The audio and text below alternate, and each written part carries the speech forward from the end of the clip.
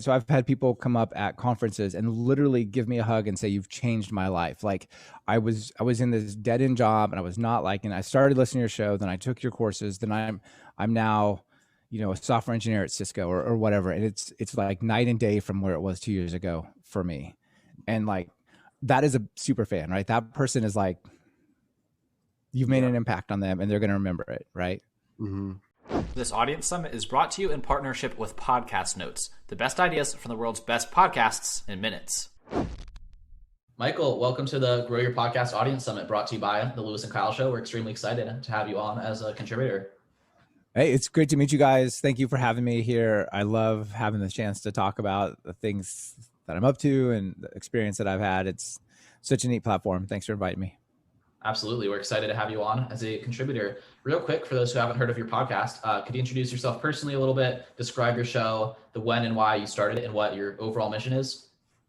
Sure. I have two podcasts, actually. I have a podcast called Talk Python to Me and one called Python Bytes. So they're both software development side of the world. They're in the Python programming side of the world, which is a very fast growing bit of programming right now. And one is a long form interview show where I interview people about things like how they're using machine learning to like automate journalism and stuff like that. The other one is like think of a newsletter, hmm but in audio format, like short 15 minutes. Here's what happened this week. Stay on top of it, which is also a format. So anyway, I've been doing that. I'm a software developer by trade, mostly, at least by career, and been doing that for a long time, like 20 years or so.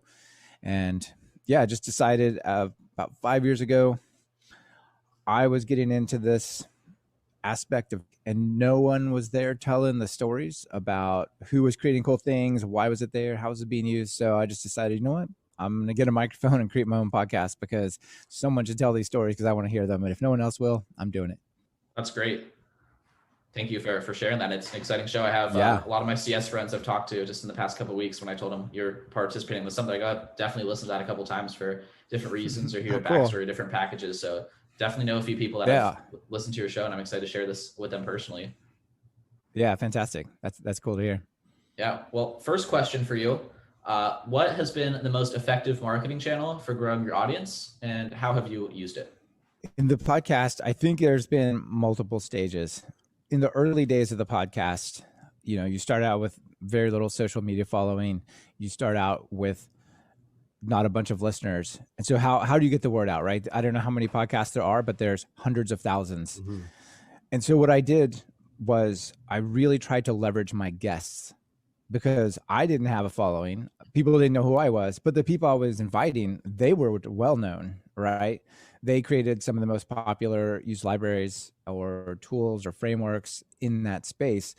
And so when I invited them because what they did was important, but I made an effort to say, look, please share this with your audience. Please share this on, Twitter. If you could blog about it, like that would change the trajectory of what we're doing, right? And a bunch of people did. They wrote really nice articles. They said, here's what's going on. And what's interesting about that is you're not asking them, please randomly promote my project, which who wants to do that, right? Especially when you're an unknown. But if you say, you made this appearance and you had this cool experience, could you promote your experience and what you talked about? All of a sudden people are like, you know what, sure, I'd really be glad to share that. And so then you're working with people who have 20, 50,000 followers on Twitter, popular blogs, sharing this when you would have nowhere near that reach. And so finding this way of working in the social media with the guests. I used one of these scheduling apps like Buffer, where I would sit down Sunday night for an hour and I would schedule social media for the whole week on Facebook, on Twitter, on even LinkedIn and places like that. And then I'd always mention the guests so that they could see it and retweet it. I'd pick out like, oh, so-and-so said this cool little excerpt that goes out on Wednesday and whatnot, right? So I would try to kind of weave social plus the popularity of the guests and their audience into one thing. Yeah, the power of being able to leverage those audiences is huge, and that's something that Lewis and I have tried to do over the course of our podcast. But that's amazing, and you're in such a niche position with being all about Python that Yeah. it's reinforcing where these influencers that you're having on their audience is interested in the content that you're producing. So that's great. Yeah, and it doesn't take very long when you're in that niche position for you to start showing up in search and start showing up in conversations. Exactly. So the second question for you and for everybody that's participating is, what are some underrated tactics that you've used to attract listeners to your show? Underrated tactics. Oh my gosh. Well, I still do think that the social stuff is there, but I guess one, I don't know if it's underrated, but it isn't spoken about very often. If you think I have a programming podcast, and what the thing is, like, who's going to listen to that, right? People that are going to listen to that are super dedicated software people who want to go even deeper and listen to the podcast, right?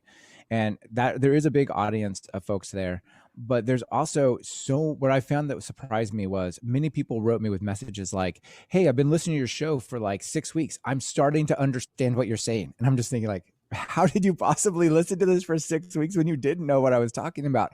And it's like, I learned that people start using it, at least the technical shows, and probably any industry, they use it a little bit like language immersion, right? Like they moved to Brazil to learn Portuguese. They don't know Portuguese, but they're starting to pick it up, right? And they kind of do that. And so one of the things I did for everyone, but especially for that audience, is try to do a bunch of shows about people who are not, high-end software people, right? They don't work at like Google or Facebook or Netflix, even though I've had people from those places on. They do things like biology, but do really awesome stuff with Python, or philosophy and use computer vision to study like old scrolls and all sorts of stuff like that. And it brought in a lot of people like, oh, that person was like me, right? That person is not like this super expert. And so it let me sort of connect with this half of my audience who were kind of interested, but now all of a sudden, like, I'm telling their story, not just like, oh, here's Facebook again, the developers there, here's Netflix again and what they're doing again, try to speak to the different slices of the pie, your demographics, I guess. That's a great tip. And that's kind of a little bit about what we were talking about right before we hit record, where, I'm studying computer science and I could choose the straight line path, but there's also in every other industry an interesting way to use Python. And again, this is a little bit about Python as well, right? It's one of the most beginner-friendly languages. And you find just someone who had no reason to know computer programming in biology or whatever else, and a useful application of it that seems approachable to a beginner versus, the Facebook developer who's been coding for 25 years and started when he was 11. And that helps exactly relate those audiences better. Yeah, because there's a bunch of people who did start coding at 11, but there's more who didn't. That's a great point. Yeah. Third question for you. How have you converted listeners into the fans? So in the first couple of questions, we kind of found the ways in which you've gotten a lot of people into your show, but how do you think you've kept them all coming back? A couple of ways. I think, you want to think about how can you give them more? Like, if people are super excited about what you're doing, what can you do that's like, oh, I really love what this guy is creating. I love this ecosystem. I want to be more part of it. But if they're going to do that, they've got to have something more. It's not, they can't just listen twice or something like that. Doesn't make any sense, right? So I've obviously done a bunch of things online that they could attend. So I've done like live webcasts and other things, and I make those available for people. But then also, the main thing that I actually did on the entrepreneurship side was to create a whole online training platform for people who were fans, but they were inspired, but it doesn't teach them how to have action, right? Like, they're inspired about some technology, but they don't know how to use it, right? They're like, that sounds really cool, but there's a bunch of missing steps. So I created this whole online course platform, have some authors I'm working with, and we're creating a bunch of courses. So when people they get inspired, they want to learn how to actually do the thing we're talking about, right? They can go buy a course for like $50, take the course, and have some new skills. Yeah, absolutely. I love that, and positioning it, and like, how can I give them what they want and what they don't know that they want, so that they can sell themselves. And that's like the important thing is actually helping them to get better. and then they're a fan because they're better, right? Yeah. Yeah, exactly. And it's like reinforcing, right? So I've had people come up at conferences and literally give me a hug and say, "You've changed my life." Like I was in this dead end job and I was not liking. I started listening to your show, then I took your courses, then I'm now, a software engineer at Cisco or whatever. And it's like night and day from where it was 2 years ago for me. And like that is a super fan, right? That person is like, you've made an impact on them and they're going to remember it, right?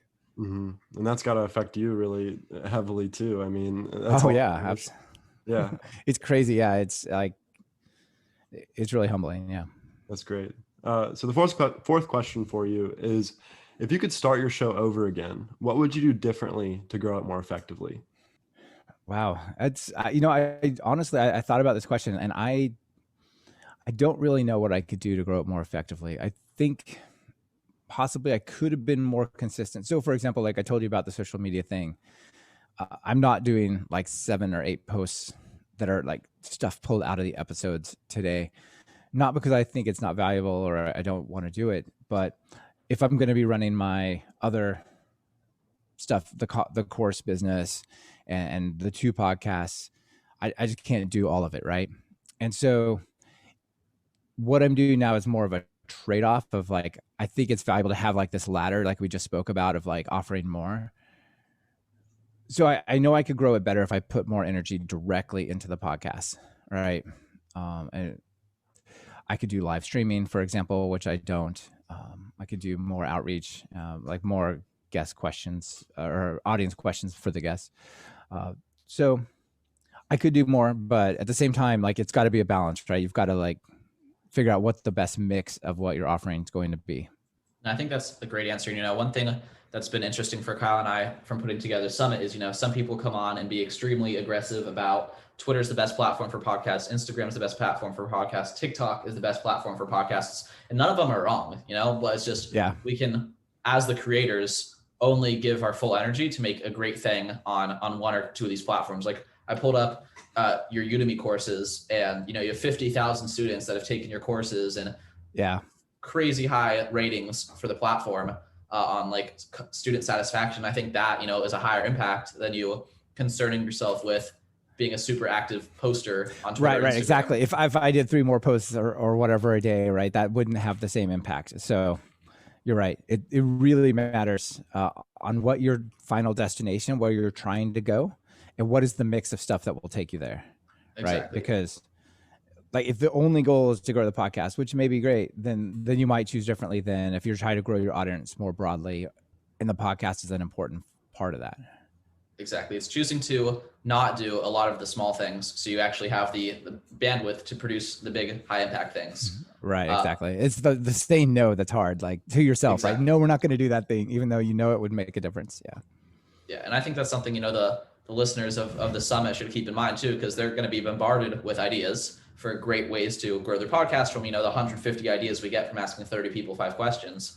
But again, it's I don't know if I got to really think through this, if it's 1 answer or 2 or 3, but definitely not all of them. Just the ones that you think, if I did this, it would make more difference than doing anything else, and do that first. And then sequentially work through the remaining tips after you start to see diminishing returns on fully utilizing 1 or 2 of them. Right. And where are your skills? Where's your strength? Right. Exactly. So play to your strengths early, but then try to grow where you might need to grow later. Exactly. And I'll give 1 example here. I think, I don't mean to make the programmer stereotype, but the one person we had on the podcast who is blowing up TikTok, now I think it makes sense for that to be what he does, versus, the programmer making a very high impact educational course is the right, utilization of your skill set versus the influencer approach to growing a podcast. But the last question we have for you is, if we gave you $1,000 courtesy of your friends Lewis and Kyle to market your show. Yeah, thanks. I'll just give you the address or my PayPal. You guys can send that over. Venmo, PayPal. They're accepting Bitcoin. That's just top of mind now, which is interesting.